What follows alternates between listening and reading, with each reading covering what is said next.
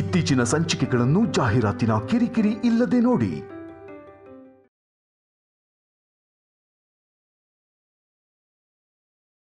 ಆ ಸುಬ್ರಹ್ಮಣ್ಯ ಸ್ವಾಮಿಯ ದೇವರ ಆಶೀರ್ವಾದ ನಿಮ್ಮಿಬ್ಬರ ಮೇಲೆ ಸದಾ ಕಾಲ ಇರುತ್ತೆ. ಅವನು ನಿಮ್ಮಿಬ್ಬರನ್ನು ಕಾಪಾಡದೇ ಇರ್ತಾನ. ಸೂರ್ಯಾಸ್ತಮದವರೆಗೂ ನಿಮ್ಮ ಕೈಗಳನ್ನ ಹೀಗೆ ಗಟ್ಟಿಯಾಗಿ ಇಟ್ಕೊಂಡಿರಿ. ಈ ಶ್ರೀರಕ್ಷೆ ನಿಮ್ಮ ಕೈಯಲ್ಲಿರೋವರೆಗೂ ನಿಮ್ಮಿಬ್ಬರನ್ನ ದೂರ ಮಾಡೋದಕ್ಕೆ ಯಾರಿಂದನೂ ಸಾಧ್ಯ ಇಲ್ಲ. ಇವನನ್ನ ತ್ರಿಶೂಲ್ ಅಂತ ಸ್ವೀಕರಿಸ್ಬಿಟ್ಟಿಯಾ? ಏನ್ ಅನ್ಕೊಂಡಿದ್ದೀನಿ ನಮ್ಮನ್ನ ಅಂಕಣ ಕಟ್ಸ್ಕೊಂಡ್ಬಂದ್ರೆ ನಮಗೆ ಗೊತ್ತಾಗಲ್ವಾ?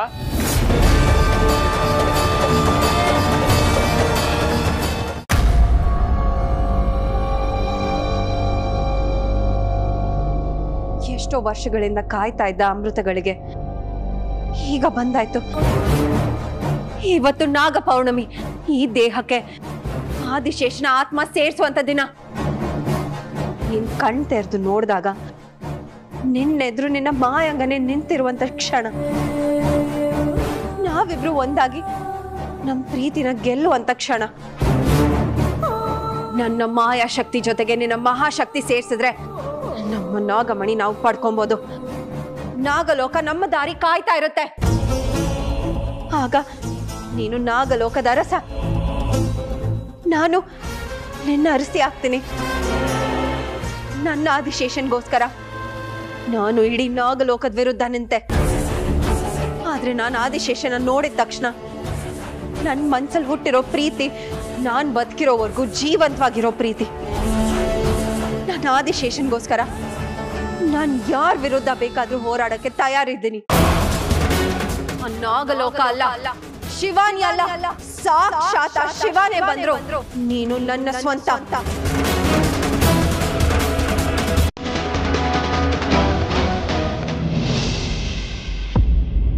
ನೀವಿಬ್ರು ಇಲ್ಲೇ ಇದ್ದೀರಾ? ದೇವಸ್ಥಾನಕ್ಕೆ ಹೋಗಿ ಪುರೋಹಿತರನ್ನ ಭೇಟಿ ಮಾಡಿ ಇರೋ ವಿಷಯನ ಹೇಳಿ ಶ್ರೀರಕ್ಷಣೆ ತಗೊಂಡ್ ಬಂದಿದ್ದೀನಿ.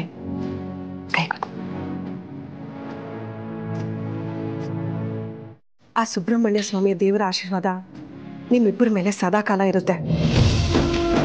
ಶ್ರೀ ಕುಮಾರಸ್ವಾಮಿ ನಾಗದೇವತೆಗಳ ಅಧಿಪತಿ. ಅವನು ನಿಮ್ಮಿಬ್ಬರನ್ನು ಕಾಪಾಡದೇ ಇರ್ತಾನ.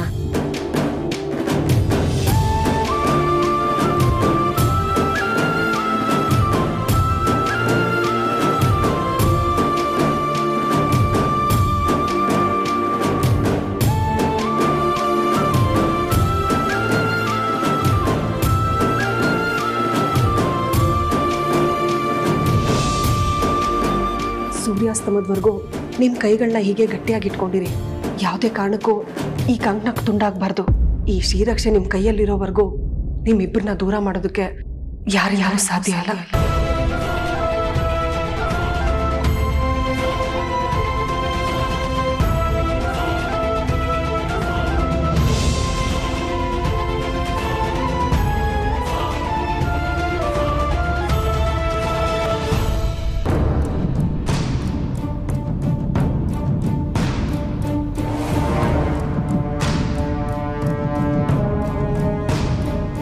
ಪ್ರಣಾಮಗಳು ಗುರುದೇವ.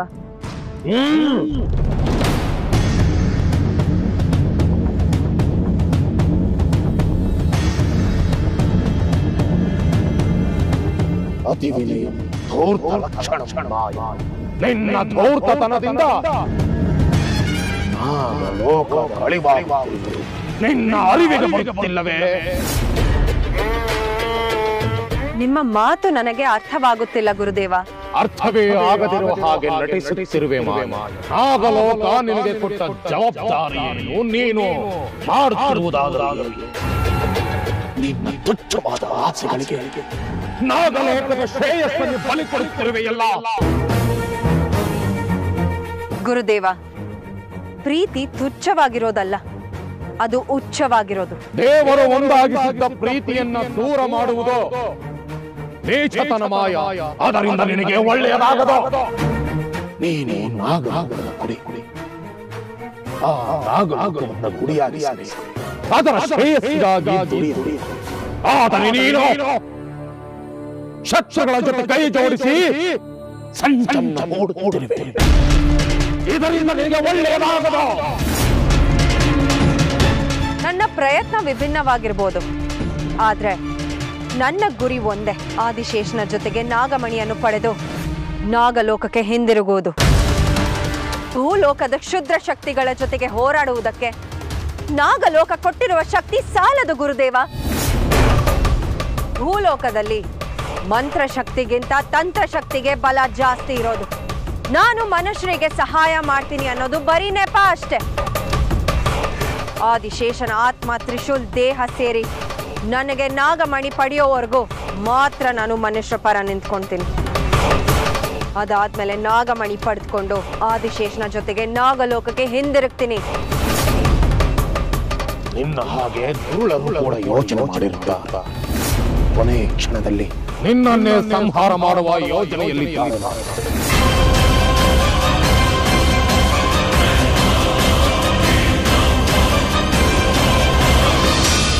ಪೂಜಾ ಸಮಯ ಸನ್ನಿಹಿತವಾಗಿದೆ. ಬಲಿ ಪೂಜೆ ಆಗಲೇಬೇಕು. ಪೂಜೆಗೆ ಬೇಕಾದ ವಸ್ತುಗಳು ಸಿದ್ಧವಾಗಿದೆ ತಾನೆ? ತಯಾರಾಗಿದೆ ಗುರುಗಳೇ. ಸೂರ್ಯ ಅವನ ಉಚ್ಚ ಸ್ಥಿತಿಗೆ ಬರುವ ಹೊತ್ತಿಗೆ ನಾಗಪೌರ್ಣಿಮೆ ಪ್ರಾರಂಭವಾಗಲಿದೆ. ಅಷ್ಟರೊಳಗೆ ನಾನು ಹೇಳಿದಷ್ಟು ವಸ್ತುಗಳನ್ನ ಸೂರ್ಯ ಕಿರಣ ತಗಲದ ಹಾಗೆ ಕೂರ್ಮ ಪರ್ವತಕ್ಕೆ ತಂದು ತಲುಪಿಸಬೇಕು. ಆಗ್ಲಿ ಗುರುಗಳೇ. ಅದನ್ನು ಒಮ್ಮೆ ಎತ್ತಿ ಹಿಡಿದರೆ ಪೂಜಾ ಮಂಟಪ ತಲುಪುವವರೆಗೂ ನೆಲ ಸೋಕಿಸಬಾರದು. ಸರಿ ಗುರುಗಳೇ. ಹೇಳಿದ್ದು ನೆನಪಿದೆ ತಾನೆ? ಪೂಜಾ ಸ್ಥಳದಲ್ಲಿ ನಾನು ನಿಮಗೆ ಏನನ್ನು ಹೇಳಲಾರೆ. ದಿಗ್ವಿಜಯ ರೂಪದಲ್ಲಿರುವವನು ತ್ರಿಶೂಲನ್ನು ಮುಗಿಸಿದ ತಕ್ಷಣ ನೀವು ಅವನನ್ನು ಮುಗಿಸಿಬಿಡಿ. ಮಾಯಾಂಗನೆಯನ್ನು ಮುಗಿಸುವ ಜವಾಬ್ದಾರಿ ನನ್ನದು. ಹಾಗಾದರೆ ಹೊರಡಿ, ಇನ್ನು ತಡ ಮಾಡಬೇಡಿ. ಇಂದು ನಾಗಪೂರ್ಣಿಮೆ, ಮಹಾಪೂಜೆ, ಘೋರ ಪೂಜೆ. ಇಷ್ಟಾದರೆ ನನ್ನ ಇಷ್ಟವಾದ ಮಣಿ ನಾಗಮಣಿ ನನ್ನದಾಗಲಿದೆ. ಅಮರತ್ವ ನನ್ನ ಬಲಿಯಲಿದೆ.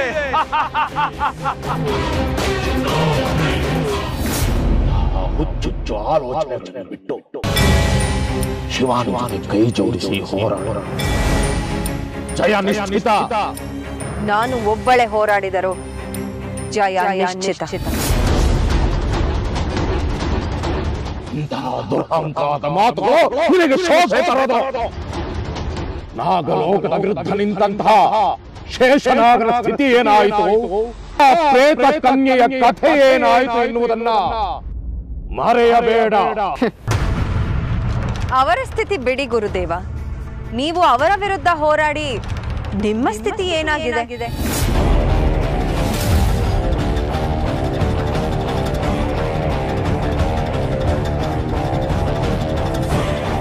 ಯೋಚನೆ ಮಾಡಿ. ನೀವು ನಾಗಲೋಕದ ಮಹಾಗುರುಗಳು. ನಾಗಲೋಕವನ್ನು ಬಿಟ್ಟು ಭೂಲೋಕದಲ್ಲಿ ಅಲೆಯುತ್ತಿರುವಿರಿ. ಅವರ ಪ್ರೀತಿಗೆ ಒಪ್ಪಿದರೆ ಇಂಥ ಸ್ಥಿತಿ ಬರುತ್ತಿತ್ತೆ? ನನಗೆ ಬುದ್ಧಿ ಹೇಳುವಷ್ಟು ಅಧಿಕಾರ. ಬುದ್ಧಿ ಹೇಳುತ್ತಿಲ್ಲ ಗುರುದೇವ, ನಿಜವನ್ನ ನೆನಪಿಸ್ತಾ ಇದ್ದೀನಿ ಅಷ್ಟೇ. ಎಷ್ಟೇ ವರುಷಗಳು ಕಳೆದರು ಸತ್ಯ ಸಾಯದ ಮಾಯ. ಇಲ್ಲಿಂದ ಹೋದ ಶೇಷನಾದ ಏನ ಬದಲಾದ ಮಯೂರಿ ವಿವಾಹವಾಗಿ ನೆಮ್ಮದಿಯಾಗಿ ಬದುಕು ನಡೆಸುತ್ತಿದೆ. ಪ್ರೇತ ಕನ್ಯೆಯ ಕಥೆ ಏನಾಯಿತು? ಸರ್ವನಾಶವಾದಳು.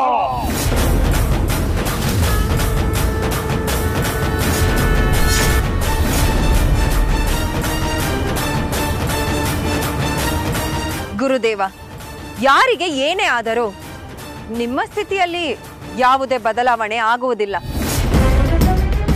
ನಾಗಮಣಿ ಸಿಗದೆ ಪರಮೇಶ್ವರನ ಪಾದದಡಿಯಲ್ಲಿಟ್ಟು ಪೂಜೆ ಮಾಡದ ಹೊರತು ನೀವು ಮುಂಚಿನಂತೆ ಆಗುವುದಿಲ್ಲ.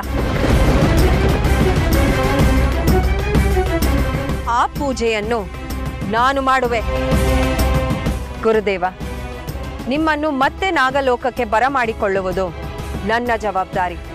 ಅದಾದರೆ ಆದಿಶೇಷನ ಜೊತೆಗೆ ನನ್ನ ವಿವಾಹವನ್ನು ಮಾಡಿಕೊಳ್ಳುವುದು ನಿಮ್ಮ ಜವಾಬ್ದಾರಿ. ಆಶೀರ್ವಾದ ಮಾಡಿ ಗುರುಗಳೇ.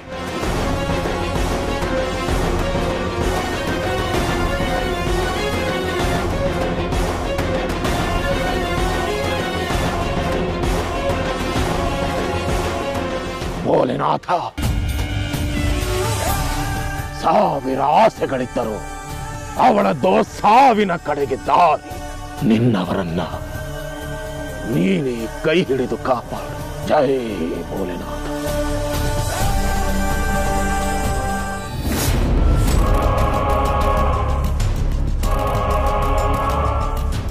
ಪ್ರಣಾಮ ಗುರುಗಳೇ.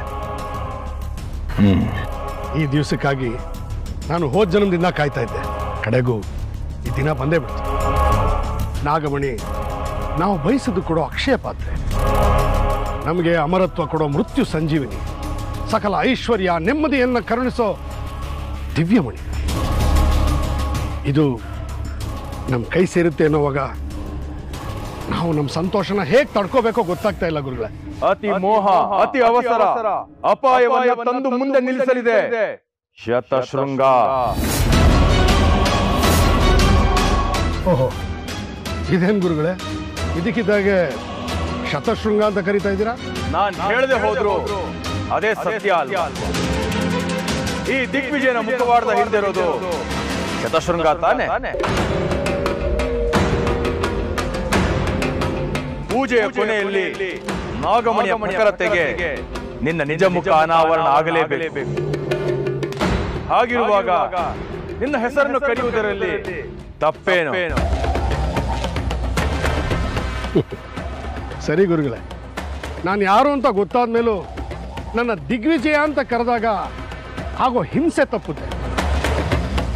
ಗುರುಗಳೇ, ನಾವ್ಯಾಕೆ ಇನ್ನೂ ಇಲ್ಲೇ ಇದ್ದೀವಿ? ಕೂರ್ಮ ಪರ್ವತಕ್ಕೆ ಹೊರಡ್ಬೇಕು ತಾನೆ? ಅಲ್ಲೇ ತಾನೆ ಕಡೆ ಪೂಜೆ.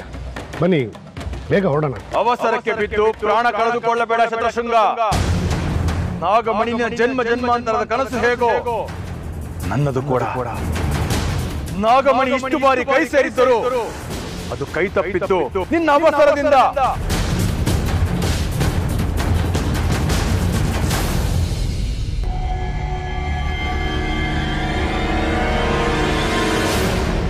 ನಿಂತ್ಕೋ.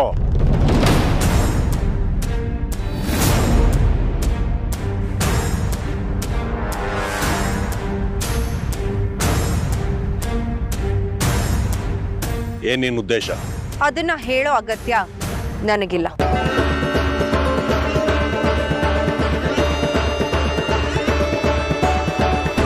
ನಾವಿಬ್ರು ಸೇರಿ ಒಂದು ನಿರ್ಧಾರ ಮಾಡಿ ಮುಂದೆ ನಡೀತಾ ಇರುವಾಗ ನೀನು ಮಾತ್ರ ಅಡ್ಡದಾರಿ ಹಿಡಿದ್ರೆ ಏನು ಅಂತ ಕೇಳಲೇಬೇಕು ಅಲ್ವಾ? ಪ್ರತಿದಿನ ನೀನು ಗುಹೆ ಒಳಗೆ ಹೋಗ್ತೀನಿ, ನಾನು ನಿನ್ನನ್ನು ಫಾಲೋ ಮಾಡ್ತೀನಿ. ಗುಹೆ ಒಳಗಡೆ ಬರೋದಕ್ಕೆ ನಾನು ಪ್ರಯತ್ನ ಪಡ್ತೀನಿ, ಆದರೆ ಆಗೋದಿಲ್ಲ. ಏನೋ ಪ್ರಾಬ್ಲಮ್ ಆಗುತ್ತೆ. ಅಂಥದ್ದೇನಿದೆ ಅಲ್ಲಿ? ನನಗೆ ಇಷ್ಟವಾದವನೇ ಇದ್ದಾನೆ. ಅಷ್ಟು ಗೊತ್ತಾದ್ರೆ ಸಾಕು ದಿಗ್ವಿಜಯ. ಮಿಕ್ಕಿದೆಲ್ಲ ಮುಂದೆ ಗೊತ್ತಾಗುತ್ತೆ. ಮುಂದೆ ಮುಂದೆ ಅಂದ್ರೆ ನಾಗಮಣಿ ತ್ರಯಂಬಕನಿಗೆ ಸಿಕ್ಕ ಮೇಲೋ ಅಥವಾ ಕಾಡುಗಳ ಶತಶೃಂಗನಿಗೆ ಸಿಕ್ಕ ಮೇಲೋ? ನೋಡು ದಿಗ್ವಿಜಯ, ನನಗ್ ಬೇಕಾಗಿರೋದು ನನ್ನ ಆದಿಶೇಷ ಮಾತ್ರ. ಅದಕ್ಕೋಸ್ಕರ ನಾನು ಯಾರ ಜೊತೆಗೆ ಬೇಕಾದ್ರೂ ಕೈ ಜೋಡಿಸ್ತೀನಿ. ಅದ್ರಲ್ಲಿ ನನ್ ತಪ್ಪಿಲ್ಲ. ನೋ,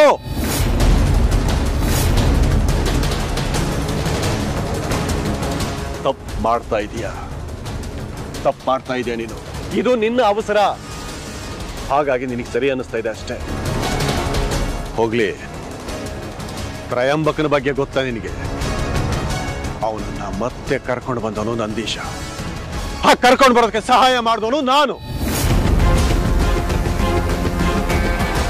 ಆದ್ರೆ ಇವತ್ತು ಅವನು ನನ್ನ ಕಡೆನೆ ಗಮನ ಕೊಡ್ತಿದ್ದ, ಜೊತೆಗೆ ಆ ಕಾಡುಗಳ.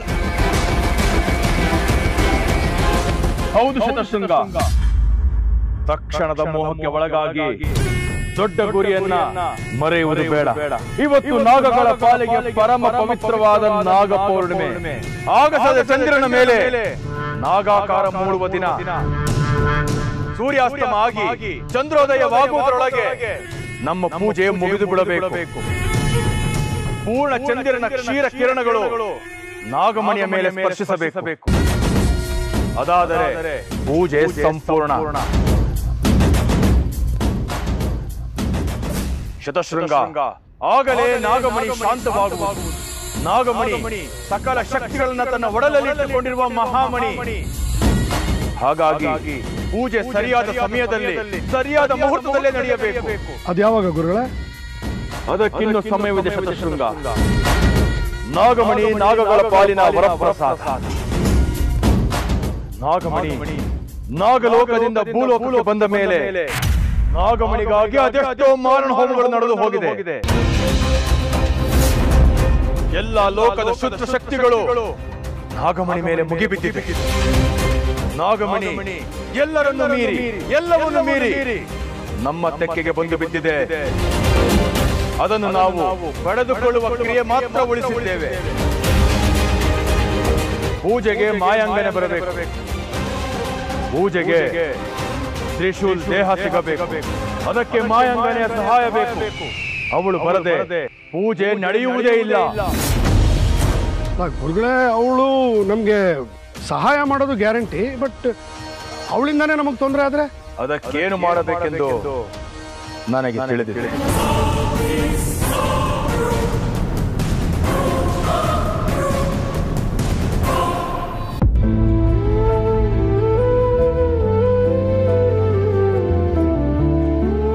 ಆದಿಶೇಷ, ನಮ್ಮಿಬ್ರು ಕೈಯಲ್ಲಿರೋ ಈ ಕಂಕಣ ನೋಡ್ತಿದ್ರೆ ನಾವಿಬ್ರು ಈಗ ತಾನೇ ಮದ್ವೆ ಆಗಿದ್ದೀವಿ. ನಾವ್ ಜೊತೆಲಿ ಇಡ್ತಿರೋ ಪ್ರತಿ ಹೆಜ್ಜೆನೂ ಸಪ್ತಪದಿ ತರ ನನ್ಗನ್ನಿಸ್ತಾ ಇದೆ. ನಿನ್ಗೆ ಏನಾದ್ರೂ ನೆನ್ಪಾಗ್ತಿದ್ಯಾ? ನಿಧಾನಕ್ಕೆ ಎಲ್ಲ ನೆನ್ಪಾಗುತ್ತೆ. ಬಾ, ಒಳಗ್ ಹೋಗಿ ಎಲ್ರ ಹತ್ರನೂ ಆಶೀರ್ವಾದ ತಗೊಳ್ಳೋಣ.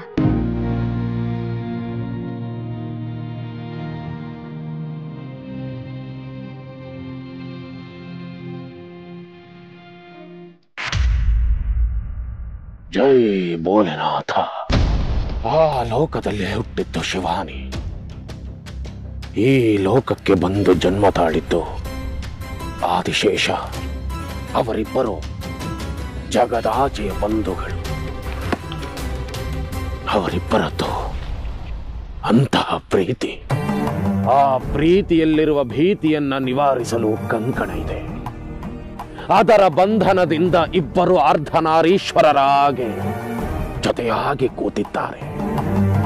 ಆ ಬಂಧನಕ್ಕೆ ಭಂಗ ತರಬೇಡವೋ ಭಗಂಡೇಶ್ವರ.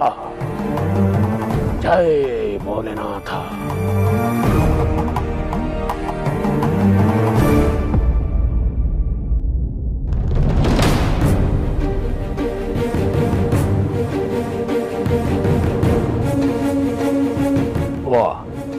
ಹಾಗೆ ಬಂದ್ಬಿಟ್ರಿದ್ದೀರಾ? ಏ ಅಕ್ಕ, ಅತ್ತೆ ಮನೇಲಿ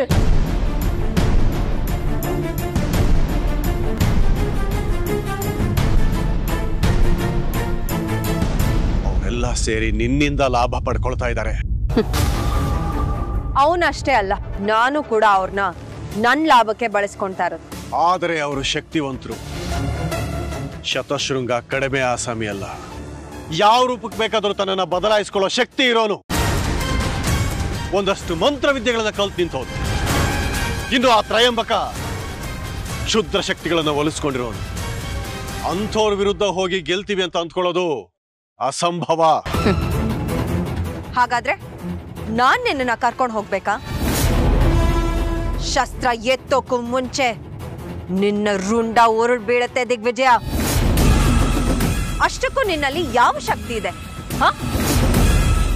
ಈ ಹೋರಾಟದಲ್ಲಿ ನಿಲ್ಲೋಕೆ ನಿನ್ಗೆ ಯಾವ ಯೋಗ್ಯತೆ ಇದೆ?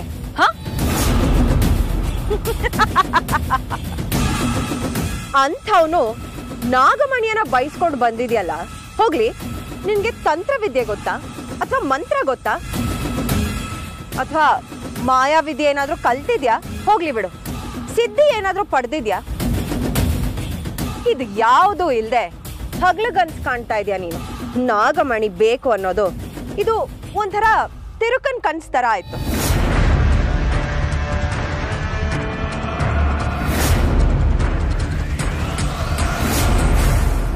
ದಿಗ್ವಿಜಯ, ನಿನಗೆ ನಿಂದೆ ಆದ ಒಂದು ರೂಪ ಇಲ್ಲ, ನಿಂದೆ ಆದ ಒಂದು ವಿಳಾಸ ಇಲ್ಲ, ಆದ್ರೂ ನಿನ್ಗೆ ನಾಗಮಣಿ ಬೇಕು ಅಂತ ಬಯಸ್ತಾ ಇದೆಯಲ್ಲ, ಇದು ಒಂಥರ ತಮಾಷೆ ಅನ್ನಿಸ್ತಾ ಇಲ್ವಾ ನಿನ್ಗೆ? ನೋಡು, ಅದನ್ನ ಪಡ್ಕೊಳ್ಳಕ್ಕೆ ಒಂದು ಸಣ್ಣ ಯೋಗ್ಯತೆ ಆದ್ರೂ ಬೇಕು.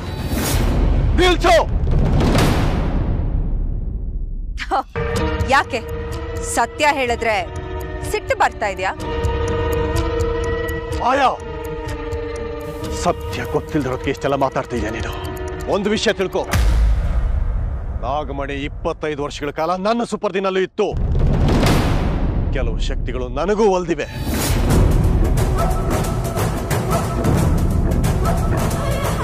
ಕೃಷ್ಣೆ ದಾಕ್ಷಾಯಿಣಿರು ಪಾತಾಳ ಭೈರವಿಯ ಆರಾಧಕರು.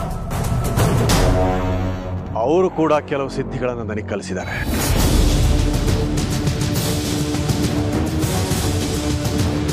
ಹೀಗಿರ್ಬೇಕಾದ್ರೆ ನಿನ್ನಂತ ದುಷ್ಟ ಹಾವನ್ನ ಸಾಯಿಸೋದಕ್ಕೆ ನನಗೆ ದೊಡ್ಡ ವಿಷಯ ಅಲ್ಲ.